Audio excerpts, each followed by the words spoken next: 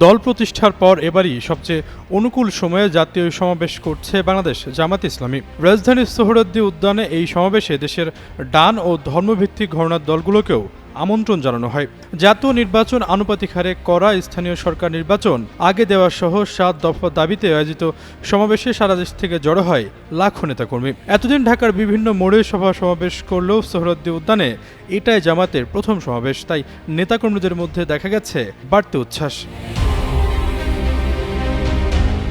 শনিবার দুপুরে আনুষ্ঠানিকভাবে শুরু হয় তাদের এই জাতীয় সমাবেশ। এরপর চলে আমন্ত্রিত রাজনৈতিক নেতাদের বক্তব্যের পালা।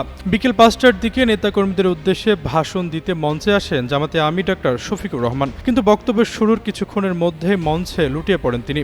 পরে দ্রুত নেতাকর্মীরা তাকে সামলে নিলে আবারও উঠে বক্তব্য অব্যাহত রাখেন। তবে এরপর আবারও দ্বিতীয়বারের মতো ঢলে পড়েন জামাতে আমির। এক পর্যায়ে মঞ্চে বসে নেতাকর্মীদের উদ্দেশ্যে দিক নির্দেশনামূলক বক্তব্য রাখেন শফিকুর রহমান। এ সময় তিনি বলেন, আমি কথা দিচ্ছি সবাইকে নিয়ে দুর্নীতিমুক্ত বাংলাদেশ গড়ে তুলব। বাংলার মানুষের মুক্তি না হওয়া পর্যন্ত আমাদের লড়াই চলমান থাকবে। জামাত ইসলামী যদি মানুষের সেবা করার সুযোগ পায় তাহলে মালিক নয় সেবক হিসেবে কাজ করবে। লক্ষ জনতাকে সাথে নিয়ে আমি আজ ঘোষণা দিচ্ছি, যদি জামাত থেকে সংসদ সদস্যরা নির্বাচিত হয়ে সরকার গঠন করেন তাহলে কোনো এমপি মন্ত্রী আগামীতে সরকারি কোনো প্লট গ্রহণ করবে না।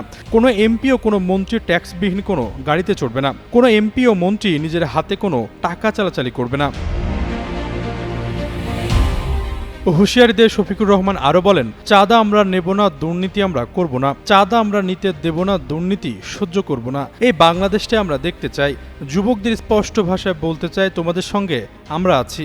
এ সময় নেতাকর্মীদের উদ্দেশ্যে তিনি বলেন, আজ আমি জামাতে আমির হয়ে কথা বলতে আসিনি, আমি ১৬ কোটি মানুষের একজন হয়ে কথা বলতে এসেছি। জামাতে ইসলামী বিশেষ কোনো শ্রেণীর জন্য লড়াই করছে না। চা বাগানের শ্রমিক, রিকশা চালক থেকে শুরু করে কৃষক পর্যন্ত সবার মুক্তির জন্যই আমাদের এই লড়াই।